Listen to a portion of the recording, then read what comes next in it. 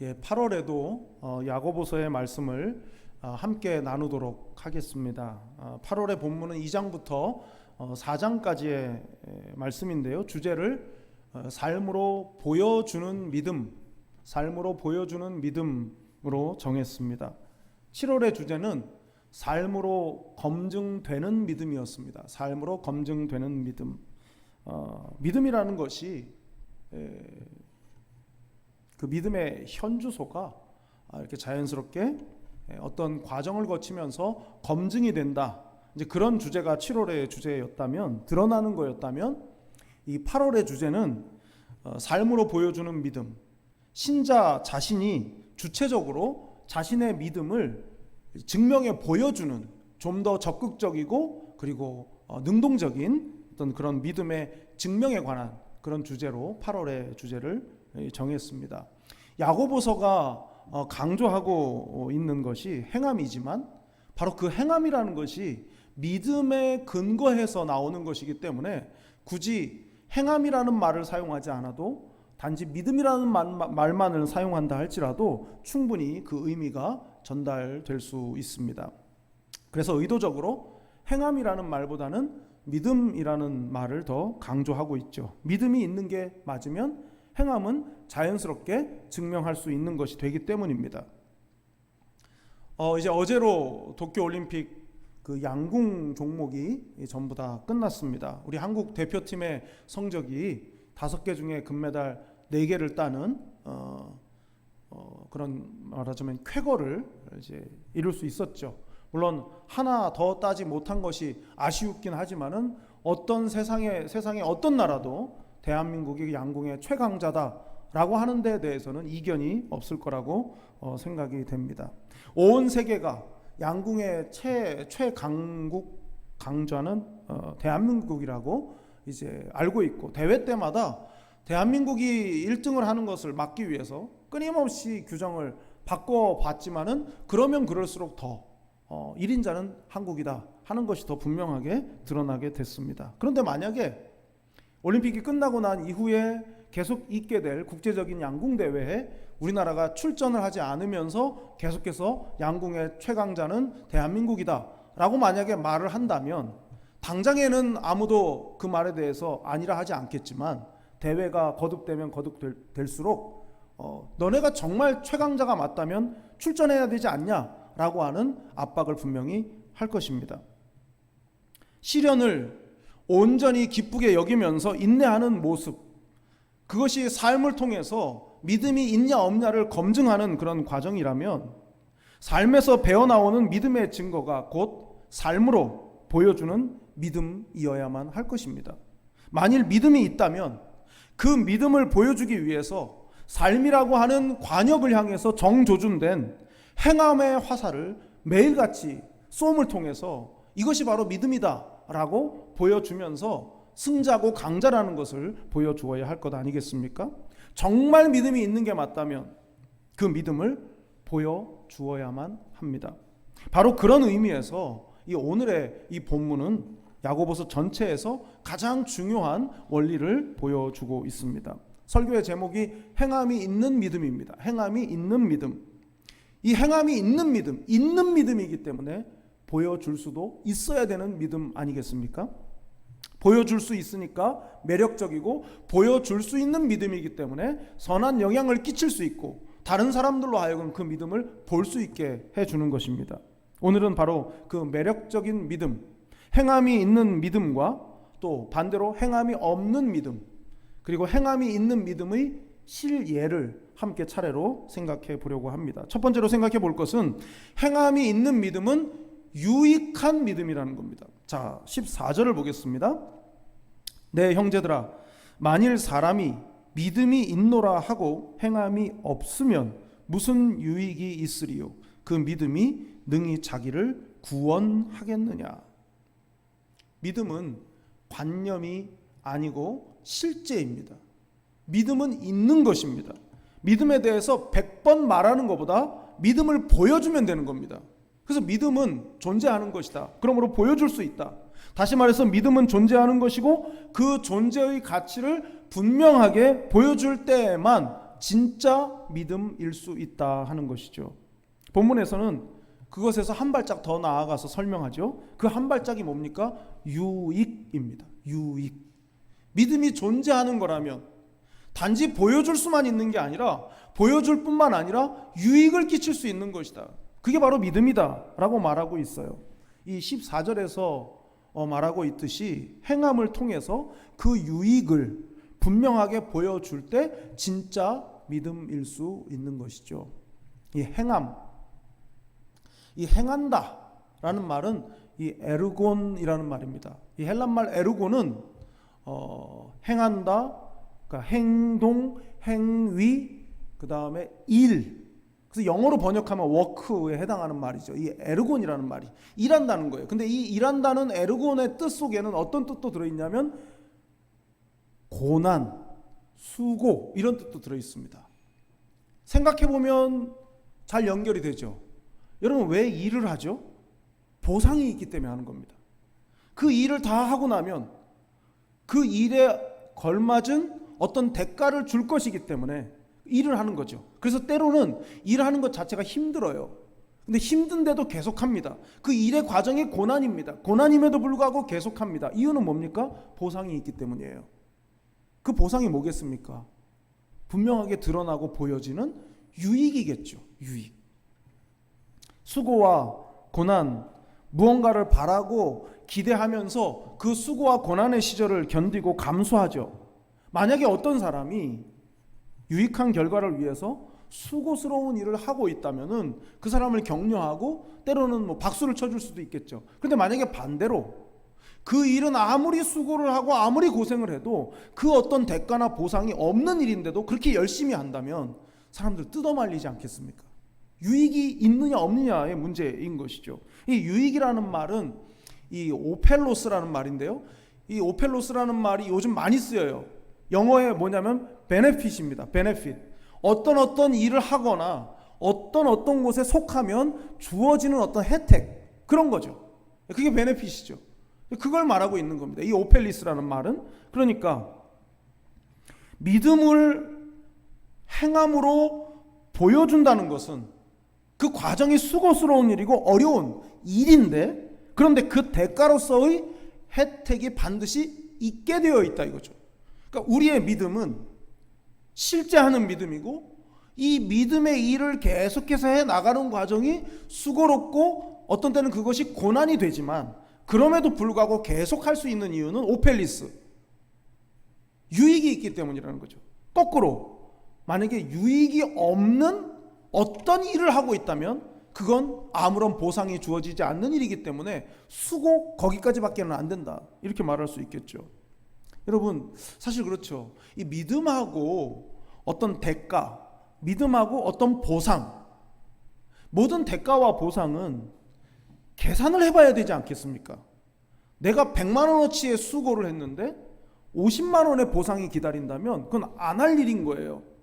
그러니까 그건 계산이 필요한 거지 않겠습니까? 이게 플러스가 될 것인지 마이너스가 될 것인지. 그럼 믿음으로 뭔가를 행한다는 것은 이게 계산이라는 말하고 어울리지 않는 것 같지만 적어도 오늘 본문 속에서는 믿음이라는 것은 유익을 기대하고 행해야 되는 일이기 때문에 여기엔 계산이 필요한 겁니다.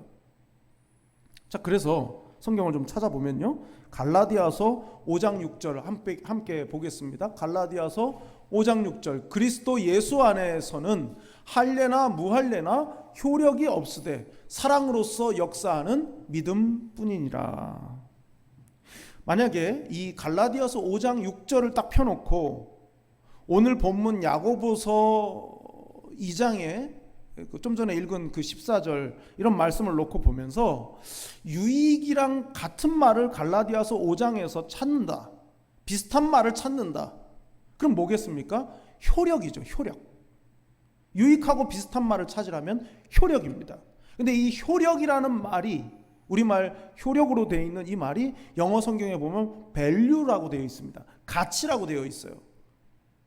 그 가치가, 효력이 할래냐 무할래냐를 따지는 것은 가치로운 일이 아니다. 효력이 없다. 그러면 뭐가 효력이 있다는 겁니까? 사랑으로서 역사하는 믿음이 효력이 있다는 말이에요. 그러니까 계산을 해보면 할례냐 무할례냐를 가지고 계산하는 거는 마이너스인데 유일하게 플러스인 게 뭐냐? 효력, 가치가 있는 일은 뭐냐? 사랑으로서 역사하는 믿음이다. 근데 여기서 역사라는 말은 히스토리가 아니고 워크입니다. 그러니까 앞에서 말했던 행하다, 에르곤이랑 같은 말이 쓰였어요. 근데 이 에르곤 여기서 쓰인 말은 생산, 어떤 활동을 통해서 생산하는 것을 의미합니다. 그러니까 할례냐 무할례냐를 따지는 일은 비생산적인 일이지만 사랑으로서 역사하는 믿음은 생산적인 활동이다 이 말이에요. 유익한 활동이라는 거죠. 효력이 있다는 그 말입니다. 행함이 없어서 아무것도 생산할 수 없는 믿음이라면 그 믿음은 아무 유익이 없는 불필요한 일이고, 따라서 믿음이 좋다는 게 어떤 거냐? 자기 혼자 교회 열심히 다니는 게 믿음이 좋은 게 아니라 그 믿음이 뭔가를 생산해내야 믿음이 있다는 거예요. 그 믿음이 근거가 돼서 에르곤, 그러니까 일을 하고 그 일이 생산적인 효력 있는 일이 될 때 그 사람은 믿음이 있는 사람이라 이 말입니다. 여러분, 왜 사도 바울이 갈라디아 교회를 향해서 이 갈라디아서 5장 6절에 있는 이 효력 있는 믿음에 대해서 왜 말을 했다고 생각을 하십니까? 여러분, 예수님께서 죄악 가운데 있던 우리를 완전히 새 사람으로 생산적으로 바뀌도록 하신 그 주님의 일하심이 뭐였습니까? 인간의 몸을 입고 이 땅에 오시고 고난을 당하시고 십자가에 달려 죽으시고 다시 살아나신 그 모든 일들이 에르곤, 주님의 일이에요. 근데 그 주님의 일을 통해서 주님이 효력 있게 생산해 내신 게 뭡니까? 우리란 말이죠. 우리의 구원이란 말이죠. 그 구원의 은혜를 입은 자라면, 그래서 그 주님을 믿는 사람이라면 그 믿음을 행위로서 증명해내야 된다는 거죠. 행위로서 보여주어야 된다는 겁니다. 그냥 머리로 알고 있고 고개를 끄덕이면서 동의하는 그게 믿음이 아니라 영적인 생산활동이 내 믿음을 근거로 해서 계속 이어질 때 믿음이 있다라고 말할 수 있다 그 말입니다. 만약 우리에게 믿음이 있다면 그것은 보여줄 수 있는 거여야 하는데, 특히 사랑으로서 역사하는 믿음이어야 한다는 것이죠. 내 믿음의 결과값이 유익함으로 나타나지 않는다면 그것을 믿음이라고 말할 수 없다 하는 겁니다. 여러분은 어떠십니까? 여러분이 가진 믿음은 보여줄 수 있는 믿음입니까? 아니면 보여줄 수 없는 믿음입니까? 여러분에게 사랑으로 역사하는 믿음이란 무엇입니까? 믿음은 반드시 유익함으로 연결되어야 합니다. 유익하지 않은 믿음은 건강한 믿음이 아니죠. 영적으로 새롭게 태어나게 하신 우리 주님의 행함이 사랑이기 때문에 우리 역시 사랑으로서 역사하는 믿음에 유익을 줄 수 있어야 하는 것이죠. 유익한 믿음의 실예를 살펴보기 전에 먼저 야고보서 기자가 우리에게 전해주는 내용대로 무익한 믿음이 뭔가 하는 것을 먼저 생각해 보려고 합니다. 두 번째로 생각해 볼 것은 무익한 믿음에 관한 것입니다. 자, 15절 16절입니다.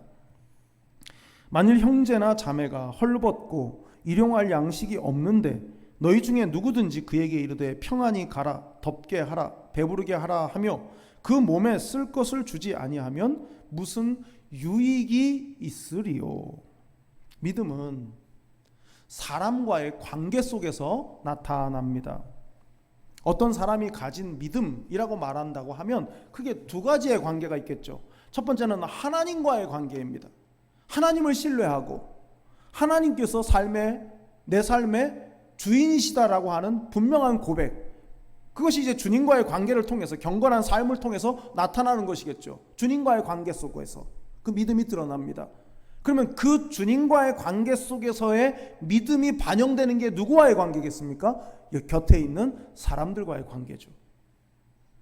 내 곁에 있는 사람은 아주 가까운 가족부터 시작해서 일로 만난 사이이든 어떤 관계이든 내 곁에 있는 사람은 내 믿음을 검증하기 위한 도구로 내 곁에 두신 사람들이에요. 우리는 서로가 서로 그렇게 다 연결이 되어 있는 겁니다. 하나도 예수님을 알지 못하는 나의 직장 속에서 그 사람과의 관계 속에서 내 믿음은 드러나요. 같이 신앙생활하고 있는 믿음의 공동체 안에 있는 다른 지체와의 관계 속에서 내 믿음은 또 드러납니다. 그러니까 하나님과의 관계가 사랑과의 관계를 통해서 입증이 되는 거라 이렇게 말할 수도 있을 것입니다. 여러분, 오늘 본문 좀 전에 읽은 15절과 16절에 무익한 믿음의 예를 보여주고 있는데요, 어떤 사람이 굶주렸고 헐벗었습니다. 근데 그 사람을 향해서 평안히 가라, 덥게 하라, 배부르게 하라, 이건 다 말이잖아요. 말.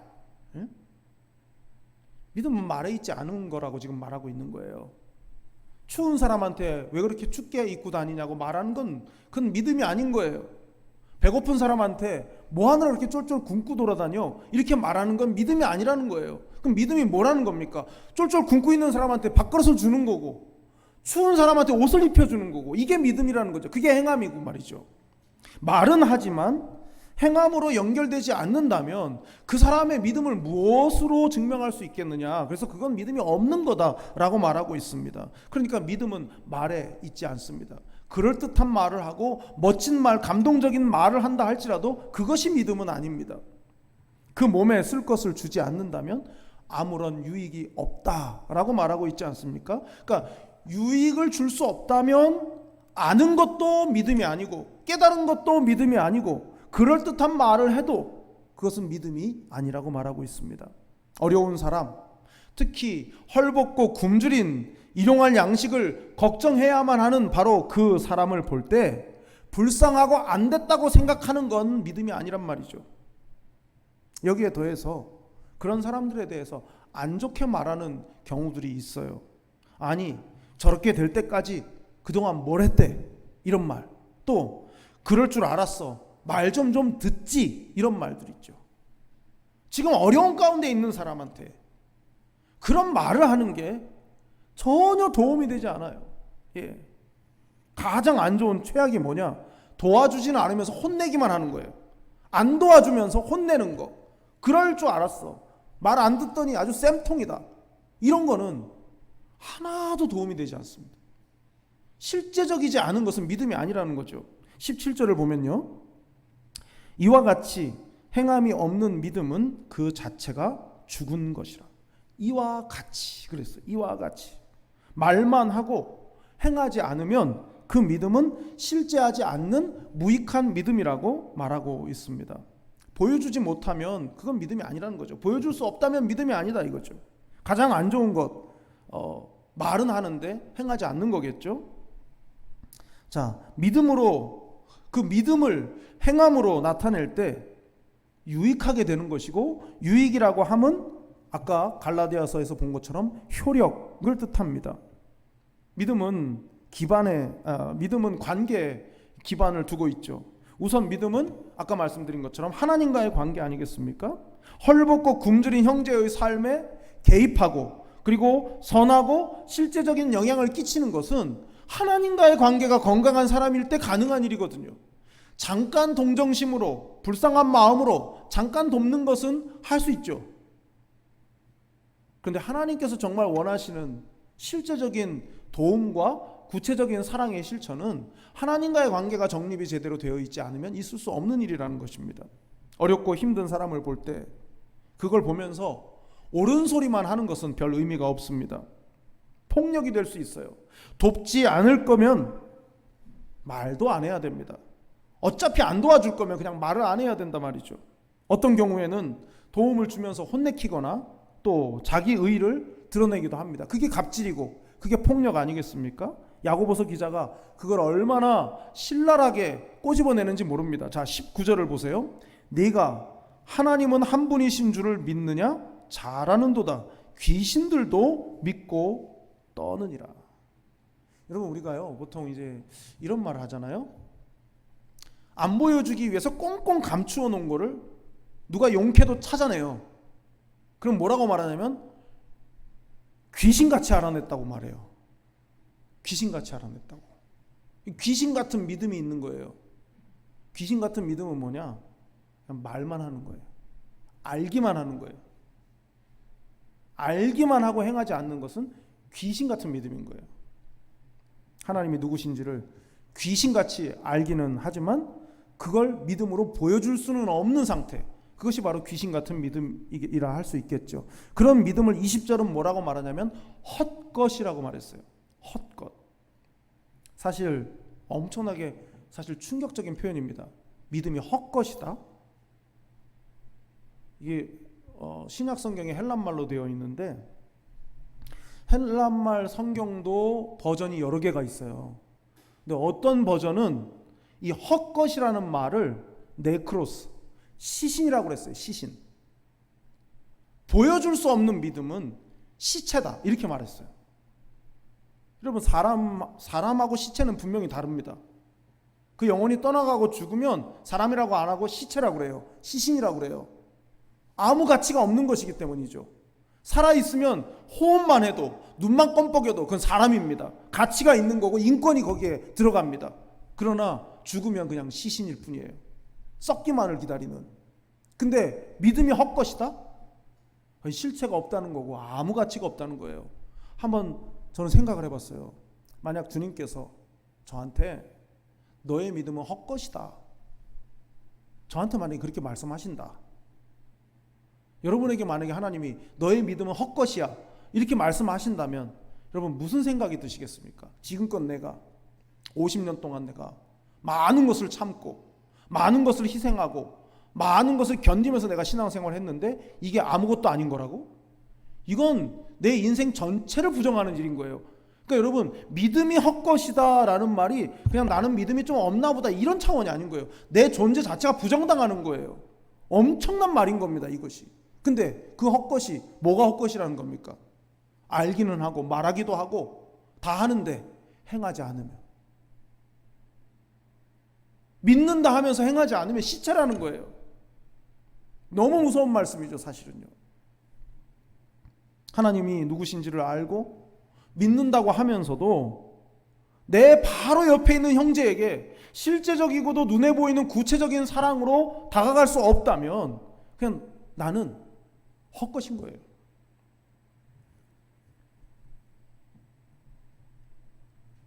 과연 나는 얼마나 내가 알고 있는 것을 삶으로 연결시키고 있는가? 알면서 삶으로 이어지는 신앙생활을 내가 하고 있는가? 만약 내가 알기만 한다면, 삶으로 연결이 안 된다면 빼박 헛것인 겁니다. 여러분은 아는데 그치는 믿음입니까? 삶으로 이어지는 믿음을 가지고 계십니까? 지금 여러분의 도움을 간절히 필요로 하는 여러분 곁에 사람은 누구입니까? 그 사람에게 살아있는 믿음을 여러분은 어떻게 보여주시겠습니까? 몰라서 행하지 못하는 게 아니죠. 알긴 하는데 그렇게 살려 하지 않는 게 문제입니다. 아는 만큼 살지 않아도 세상은 뭐라 하지 않습니다. 세상은 몰라요. 그런데 여러분, 우리가 뭘 알고 있는지, 어디까지 알고 있는지, 어디까지 깨달았는지를 주님이 아시지 않습니까? 주님이 알고 계시기에 우리가 깨달은 거, 아는 것은 행함으로 옮겨가야 되지 않겠습니까? 모르는 것은 어쩔 수 없지만 아는 것은 행해야 되지 않겠습니까? 아는 것만큼이라도 삶으로 연결할 때 주님께서 우리의 믿음을 칭찬하실 줄로 믿습니다. 마지막 세 번째는 유익한 믿음의 신뢰입니다. 유익한 믿음의 신뢰. 자, 21절을 먼저 보겠습니다. 우리 조상 아브라함이 그 아들 이삭을 제단에 바칠 때에 행함으로 의롭다 하심을 받은 것이 아니냐. 아브라함이 그 아들 이삭을 하나님의 명령을 따라서 바칩니다. 아브라함의 믿음을 말할 때, 아브라함이 하나님을 믿는다 할 때, 아브라함이 머릿속으로 마음속으로 하나님을 믿는다고 되뇌이고만 있었던 것이 아닙니다. 그 아들을 모리아산까지 데리고 가서 결박하고 장작더미 위에 누입니다. 하나님께서 명령하신 대로 하나님께 바치려 했던 것 아니겠습니까? 이 장면을 그린 렘브란트의 이삭의 희생이라는 그림이 있습니다. 화면에 유튜브로 예배하시는 분들 화면에 나올 거고요. 그림이 좀 비율이 조금 틀려졌는데 저게 그 실제 그림이 키가 한 190cm, 폭이 한 130cm 되는 좀 큰 그림입니다. 근데 이 그림을 보면 아브라함의 왼손은 이삭의 얼굴을 가리고 있습니다. 그리고 오른손은 하늘 높이 팔이 들려져 있는데 그 아브라함의 손목을 천사가 붙들고 있고 공중에 칼이 떠 있습니다. 굉장히 렘브란트가 생동감 있게 그림을 그렸죠. 상상해 볼 수 있는 겁니다. 아브라함이 칼로 내리치려 하는데 천사가 아브라함의 손을 탁 낚아채니까 손에서 칼이 딱 놓아지면서 그 칼이 공중에 탁 날아가는 그런 장면입니다. 근데 저는 이 그림을 보면서 왜 제목이 이삭의 희생일까? 좀 마음에 안 들더라고요. 이삭의 희생이 아니라 아브라함의 믿음이라든지 아니면 아브라함이 이삭을 바치다 뭐 이런 이름이면 좋을 것 같은데 그림의 제목은 이삭의 희생이에요. 왜 그럴까? 말씀을 보고 그림을 다시 들여다보고 또 생각을 해봤어요. 힌트는 이삭한테 있더라고요. 이삭이 저항을 하지 않습니다. 아버지가 자기를 묶는 동안 저항하지 않아요. 물론 성경 속에서는 양에 대해서 이삭이 질문하고 또 아브라함이 대답하죠. 여호와의 산에서 준비하시리라. 여호와 이레를 그때 얘기하죠. 어쨌든 이삭은 저항을 하지 않습니다. 아버지가 나를 잡아서 희생으로 하나님께 드리려고 하는데 저항을 안 해요. 왜 안 할까요? 그동안 아브라함, 그러니까 내 아버지가 믿음으로 산다는 걸 행위로 그동안 보여주었기 때문입니다. 이삭의 눈으로 볼 때, 이삭이 판단할 때 우리 아버지가 괜한 짓을 하는 게 아닙니다. 우리 아버지는 어차피 하나님 말씀대로 할 사람입니다. 내가 저항하는 게 별로 의미가 없습니다. 저항하지 않은 거죠. 아마도 렘브란트는 그래서 이삭의 희생이라고 그림의 이름을 정하지 않았을까 생각이 됩니다. 자, 하나님이 아브라함의 행함이 있는 믿음을 의로 여기셨다 그랬어요. 자, 22절을 보세요. 네가 보거니와 믿음이 그의 행함과 함께 일하고 행함으로 믿음이 온전하게 되었느니라. 하나님이 언제 아브라함의 믿음을 의로 여기셨는가? 그가 행했을 때, 더 구체적으로 말하면 이삭을 제단 위에 바치려 했을 때, 순종했을 때, 그 행위를 하나님께 보였을 때 하나님은 그 믿음을 의로 여기셨다라고 했어요. 그리고 22절에 나와 있는 것처럼 이로 보건대, 네가 보거니와 그랬잖아요. 보인다는 거죠. 믿음은 보는데 어떻게 보이는 겁니까? 믿음이 행함과 함께 일한다는 겁니다. 내가 가지고 있는 믿음이 나의 행위를 이끌어준다는 거예요. 믿음은 이끌고 행위는 그 믿음을 따라간다 이 말이에요. 함께 일한다는 거예요.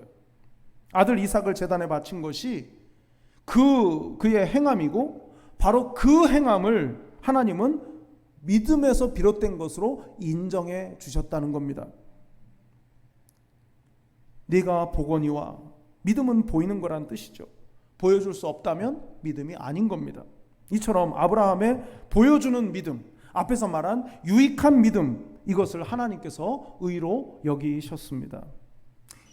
하나님의 벗이라는 별칭으로 아브라함이 불리죠. 벗이 뭡니까? 친구입니다. 친구는 뭡니까? 함께 하는 사람이에요. 함께 하는 존재가 친구입니다. 하나님의 친구란 말은 뭐겠습니까? 하나님의 마음을 알고 하나님과 동행했다는 거예요. 동행 아닙니까? 행. 하나님의 마음을 알고만 있는 사람이 아니라 하나님의 마음을 알고 하나님과 함께 할 수 있는 사람, 그 사람이 믿음의 사람인 것이고 그 믿음을 하나님은 의로 인정하셨다는 겁니다. 여러분, 하나님의 벗, 이거 아무한테나 붙는 이름이 아니지 않겠습니까? 자, 말만 하는 믿음이 아니라 행하는 사람에게 붙는 별명인 거죠. 자, 25절 또 한 사람이 등장합니다. 25절 또 이와 같이 기생 라합이 사자들을 접대하여 다른 길로 나가게 할 때에 행함으로 의롭다 하심을 받은 것이 아니냐. 놀랍게도 아브라함의 믿음을 이야기한 이후에 곧바로 기생 라합의 이름이 등장합니다. 아브라함과는 비교도 안 되는 그런 비천함을 가진 여인 라합 아닙니까? 그런데 아브라함의 믿음을 딱 평가하고 난 다음에 그 이어가면서 라합으로 이어가면서 그 연결고리가 되는 말이 뭐예요? 이와 같이입니다. 아브라함의 믿음을 칭찬한 다음에 라합을 소개하면서 그 연결다리 역할을 하는 말이 뭐냐면 이와 같이입니다. 이와 같이가 뭡니까? 앞에 거랑 같다는 거잖아요. 그럼 이게 무슨 말입니까? 라합의 믿음은 아브라함의 믿음의 동급이란 소리입니다. 같은 수준의 믿음이란 뜻입니다. 여러분, 라합의 믿음을 뭐라고 얘기하고 있습니까? 정탐꾼을 숨겨준 대접. 정탐꾼을 숨겨준 대접이라고 말하고 있어요. 뭐 잘 아시잖아요. 여리고성에서 정탐꾼들이 이제 발각이 될 위태로운 상황일 때 라합이 그 정탐꾼들을 안내해서 피신할 수 있도록 도와주지 않습니까? 여러분, 아브라함이 이삭을 바친 믿음, 하나님께서 당신의 구원 계획을 진행함에 있어서 매우 중요한 의미를 가지죠. 하나님을 신뢰한 아브라함의 그 믿음이 이삭을 바치는 것으로 드러났을 때 바로 그것이 그 결과가 어디냐? 바로 우리의 구원이거든요. 하나님께서 이삭을 바치려 하는 그 아브라함의 믿음을 보셨다고 했는데 그 아브라함의 믿음이 우리에게 영향을 끼친 거거든요. 우리의 구원에 영향을 끼쳤단 말이에요. 어마어마한 사건인 거예요. 이삭을 바친 사건은. 자, 그럼 기생 라합은 어떻습니까? 정탐꾼을 신고하면 나는 안전할 뿐만 아니라 분명히 어떤 보상도 받을 수 있는 거 아니겠습니까? 그런데 그걸 선택하지 않고 훨씬 더 위태로운 선택을 라합이 했어요. 이건 뭘 의미합니까? 여리고 성의 권력자를 무서워하지 않고 기생 라합이 하나님을 두려워하는 믿음을 가졌다는 거거든요. 그런데 이 믿음이 어떤 믿음입니까? 아브라함에게 하나님께서 약속하시죠. 저 하늘의 별, 저 바다의 모래같이 너의 후손이 많아질 거다. 그 후손을 지켜내는 역할을 한 게 라합의 역할인 거예요. 이건 정말 어마어마한 믿음의 사건인 것이죠. 뿐만이 아니죠. 기생 라합을 통해서 보아스가 태어났고 그 보아스가 룻을 통해서 오벳을 낳고 그 오벳이 이새를 낳고 그 이새가 다윗을 낳았습니다. 그래서 마태복음 1장 1절이 어떻게 시작합니까? 아브라함과 다윗의 자손 예수 그리스도의 계보, 족보다 이렇게 시작해요. 그 많은 사람들 중에 두 사람을 찝습니다. 아브라함하고 다윗이에요. 근데 이 아브라함의 약속의 성취를 위해서 기생 라합이 필요하고요. 다윗이 오려면 기생 라합이 필요합니다. 그러니까 기생 라합의 믿음은 그냥 무서워서 숨겨준 이런 차원이 아니고 이건 구원의 역사와 관련해서는 어마어마한 믿음의 선택, 행함이었다라고 말할 수 있습니다. 그야말로 생산적인 믿음, 행하는 믿음을 라합이 보여준 사건이라 할 수 있습니다. 자, 히브리서 11장 17절에서 19절입니다. 히브리서 11장 17절에서 19절 말씀입니다. 아브라함은 시험을 받을 때 믿음으로 이삭을 드렸으니 그는 약속들을 받은 자로 돼 그 외아들을 드렸느니라. 그에게 이미 말씀하시기를 내 자손이라 칭할 자는 이삭으로 말미암으리라 하셨으니 그가 하나님이 능히 이삭을 죽은 자 가운데서 다시 살릴 줄로 생각한지라 비유컨대 그를 죽은 자 가운데서 도로 받은 것이니라. 아브라함의 믿음을 히브리서 기자가 평가하는데 아브라함의 믿음의 특징을 뭐라고 말하고 있습니까? 부활신앙이라고 말하고 있는 거예요. 아브라함이 이삭을 바친 것은 부활을 믿었고 하나님이 도로 돌려주실 것을 믿고 바친 것이다. 믿음의 결단을 한 것이다. 이렇게 말하고 있습니다. 자, 그런데요, 이 히브리서 11장을 보통 믿음장이라고 하잖아요. 믿음의 영웅들의 명단이라고 할 수 있습니다. 그런데요, 31절을 보세요. 히브리서 11장 31절. 믿음으로 기생 라합은 정탐꾼을 평안히 영접하였으므로 순종하지 아니한 자와 함께 멸망하지 아니하였도다. 라합에 대해서는 간단하지만 그의 행동이 믿음에 근거한 거라고 분명하게 못 박아서 증언해주고 있습니다. 놀라운 것은 이 히브리서 11장에 수많은 믿음의 영웅들이 나오는데 심지어 다윗도 그 이름이 나오지만 다윗은 이름만 나옵니다. 다윗이 믿음으로 뭘 했다라고 구체적으로 소개하지 않아요. 다윗도 믿음만 나옵니다. 이름만 나옵니다. 자, 그런데 라합은 그 행적을 기록하고 있어요. 믿음과 관련해서 보도하면서 증언해 주면서 말입니다. 라합의 믿음은 소위 믿음장이라고 불리는 히브리서에서 당당하게 그 이름을 올리는, 그러니까 아브라함과 어깨를 나란히 하는 정도의 믿음의 소유자로 라합을 소개하고 있습니다. 무엇 때문입니까? 그의 행위 때문이에요. 그의 행위 때문에. 아마 아브라함과 기생 라합은 몰랐을 겁니다. 자신들의 이 믿음의 선택이, 믿음의 행함이 장차 어떤 어마어마한 위대한 하나님의 역사를 이룰 것까지는 아마 몰랐을 것입니다. 자기 삶의 바로 그 한 자리, 자기 삶의 그 한순간에 하나님이 기뻐하시는 바른 선택을 믿음 안에서 하고, 그리고 행위를 통해서 그 믿음을 증명했을 뿐입니다. 그런데 그 일이 하나님의 위대한 구원 역사에 어마어마한 역할을 합니다. 마찬가지로 우리 인생에서 믿음의 행함을 요구하는 순간들이 있습니다. 그 일을 너무 가볍게 여기지 마십시오. 작아 보이고 평범해 보이는, 그러나 그럼에도 불구하고 믿음으로 행해야 되는 그런 상황일 때 여러분의 작은 그 순종이 하나님의 위대한 역사를 불러오는 과정이고, 그리고 다리 역할을 분명히 할 것입니다. 따라서 행함은 그만큼 우리가 마음속에 담아두고 깊이 주의하면서 해야 할 일인 것이죠. 여러분은 어떠십니까? 여러분의 믿음은 유익한 믿음입니까? 무익한 믿음입니까? 여러분의 작은 행함을 통해서도 하나님의 위대한 역사가 이루어진다는 사실을 믿고 행하시고 계십니까? 사랑하는 교우 여러분, 지금 우리에게 필요한 것은 믿음을 보여주는 것입니다. 아직 완벽하지 않아서 겉으로 드러내기가 부끄러워서 보여줄 수 없다라고 말하지 마십시오. 없는 믿음을 보여줄 수는 없습니다. 그러나 있는 믿음만큼은 있는 수준 안에서 내가 행함을 통해서 내 믿음을 보여줄 수는 있습니다. 행함이 없는 믿음은 그 자체가 죽은 것이고 헛것이라고 했습니다. 아무 유익이 없는 헛것 시체라고 하셨습니다. 여러분의 믿음이 유익한 믿음, 그리고 누군가의 구원을 위해서 일하는 그런 믿음이 될 수 있기를 바랍니다. 믿음이 점점 자라고 성숙하면서 더 멋들어지게 행함을 통해서 믿음을 보여줄 수 있는 그런 우리 모두가 될 수 있기를 간절히 바랍니다. 기도하겠습니다. 사랑이 많으신 하나님 아버지, 평생을 달려가야 할 믿음의 경주에서 한순간도 불성실하지 않도록 우리를 도와주십시오. 하나님을 믿고 있음을 하나님을 향해, 그리고 이웃을 향해 행함으로 보일 수 있도록 은혜를 주십시오. 궁사의 눈이 관역을 향하고 바로 그 관역에 화살이 박히듯 우리의 믿음이 행함으로 명중하게 해 주십시오.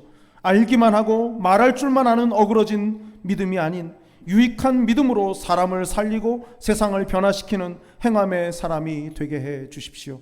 우리의 존재가 하나님의 은혜와 사랑을 보여줄 만큼 행함 있는 유익한 믿음으로 세워지게 해 주시옵소서. 사랑이 많으신 예수님의 이름으로 기도드립니다. 아멘.